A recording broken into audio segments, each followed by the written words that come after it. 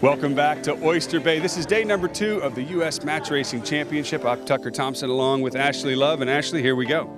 Yeah, yesterday wrapped up the first round robin, so now only the top 8 teams will move into the quarterfinals. And unfortunately, while Reed Baldridge and Jeffrey Peterson are not going to be among the top 8, you have to give a lot of credit, particularly to Peterson. They're both the youngest 2 competitors in this regatta, but Peterson only 15 years old. We're going to see a lot more of him in the future, I'm sure.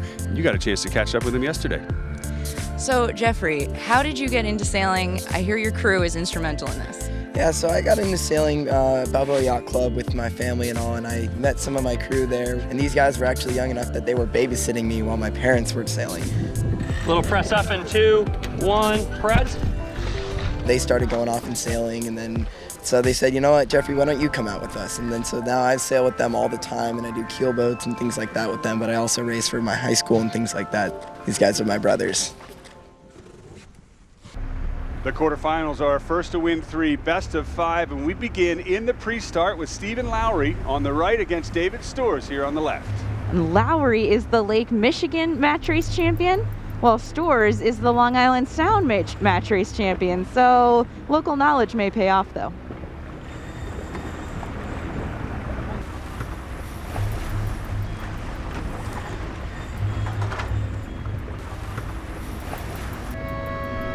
One minute to the start, and we find Storrs on ley line to the committee boat end, holding Lowry up. Strong position.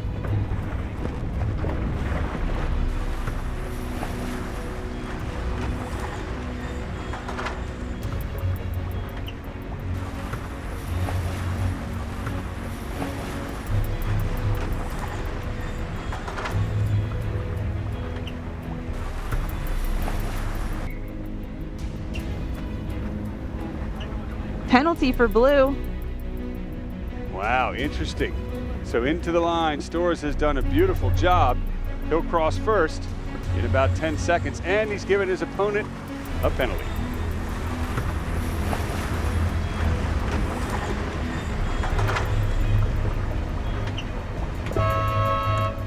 Well, I've been to Oakcliff probably 30 times in my life, but sailing in the U.S. MRC, I guess 4 times now. That's the 4th time. I've been 3rd and I've been 2nd, and there's only one place to go from here. I've got probably the best team here, 4 Kiwis, and they won the America's Cup, so if they're good enough to do that, they're good enough to help me win the U.S. MRC. Lowry tacks first. He's gained from the right. Small dial down. Storrs will duck, but remember, the lead boat still has that penalty. Another dial down. This time it's David Storrs on starboard tack. Is he below 90 degrees? A lot of screaming. Another penalty there from Storrs. Umpires are in position. Green flag. Top mark, Storrs inside the zone. He completes his tack onto port, so that's good. He is a little bit slow though, and remember, the advantage shifts to the trailing boat when they head downwind. Crew work essential now as both teams rush into the spinnaker set with Storrs ahead.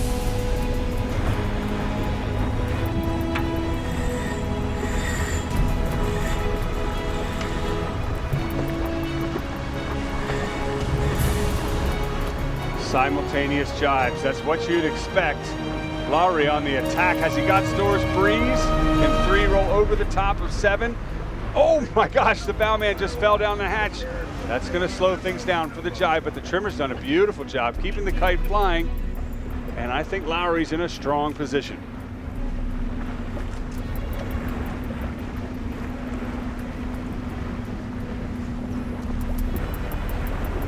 Lowry does manage to get ahead. 2 boat length lead going around the leeward gate.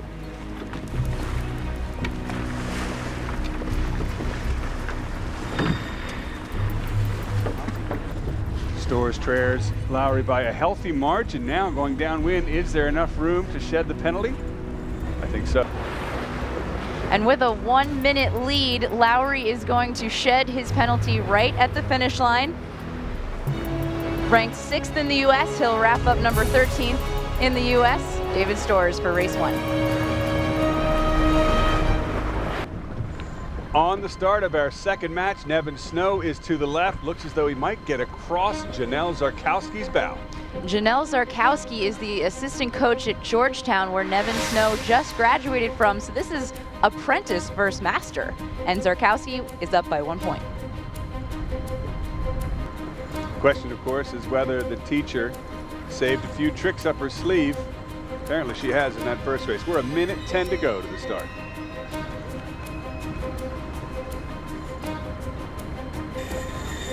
Snow luffs up, Szarkowski tacks. It'll be a split tack start.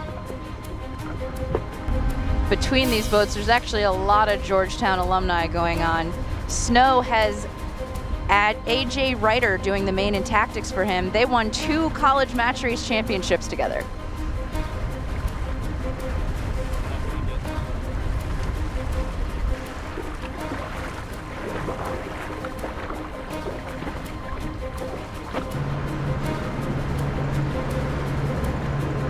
Upwind both boats. Tacked on to port. Snow has to luff up to avoid another match. Advantage, Szarkowski. Szarkowski with Pat Curran trimming the main forward, just luffs up around the windward mark. Only a 2-boat length lead back to Snow.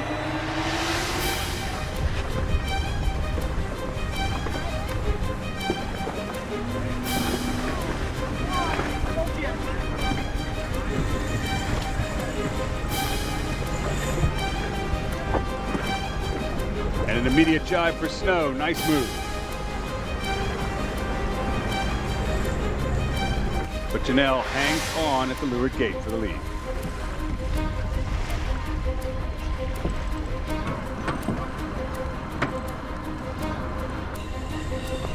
Szarkowski has a lot of experience in these match 40s, and it's really showing. Enough to go 2 up over former student Nevin Snow as they take the race here at the finish. Our next match sees Pearson Potts on the left and Nicole Brault on the right. No dial-up, both boats already on board.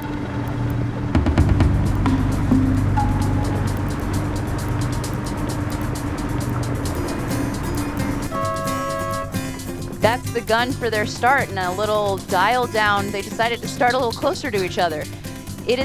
The point spread is Potts has 2, so it's a must-win for Brault.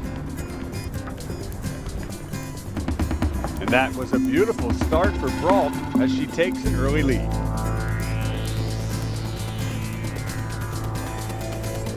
In this light air, these Swedish match 40s can be incredibly unforgiving. You can remember the moment you lost that race, so no lead is too big. Breeze is dropping, adverse tide increasing. Brault is in trouble. Her lead could be diminishing here. Potts jives on top of her for lay line into the leeward gate. Nicole takes the left gate looking upwind, and there's more pressure on the left, so this still isn't over.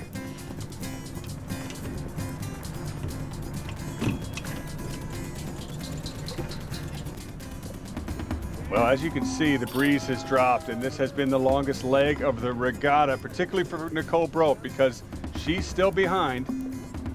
And our first semi-finalist is going to be Pearson Potts.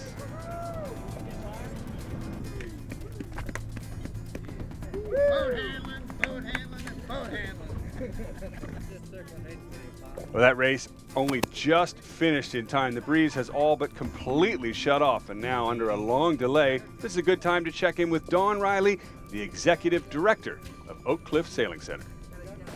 So, Dawn Riley, please tell me about your mission here at Oakcliff. Oakcliff, we're trying to raise the level of sailors and sailing in the United States. We are training athletes that want to do the America's Cup, the Volvo, and the Olympics, and we're giving them all the job skills that help them get there, which is not just sailing by any means. Oh yes, behind the scenes is just as important. And so how is hosting big events like this helping that goal? Well, the big events like this gives everybody from the race committee, the volunteers, our sailors, we have quite a few sailors, not even our own home team, but on the other boats, there's a lot of our graduates. So we're just showing how good our teams end up.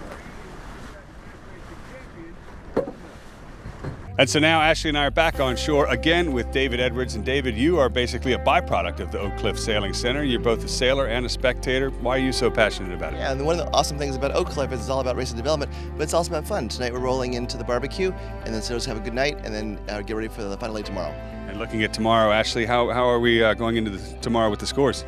Well, as of right now, we have one qualifier for the semifinals, Pearson Potts, and then we have Storrs, Szarkowski, and Kennedy up 2-1 in their matches. So who will move on into the top 4 semifinals and ultimately the finals to determine the winner? We'll see. Stay with us.